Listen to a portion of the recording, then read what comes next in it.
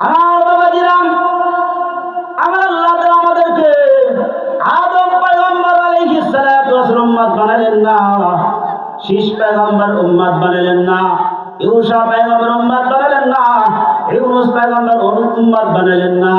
ইদ্রিস পয়গম্বর উম্মত বানালেন না, ইসহাক পয়গম্বর উম্মত বানালেন না, ইদ্রিস পয়গম্বর উম্মত বানালেন না, ইয়াকুব নবীর উম্মত বানালেন না, ইসহাক পয়গম্বর উম্মত বানালেন না, ইউসুফ আলাইহিস সালাতু ওয়াস সালাম উম্মত বানালেন না, হযরত ইব্রাহিম খলিলুল্লাহ আলাইহিস সালাতু ওয়াস সালাম উম্মত বানালেন না, ঈসা জবিহুল্লাহর উম্মত বানালেন না, ইসমাঈল জবিহুল্লাহর উম্মত বানালেন না। এইভাবে অগণিত অসংখ্য পয়গম্বর রাসূল দুনিয়াতে আসছে, কোন নবীর উম্মত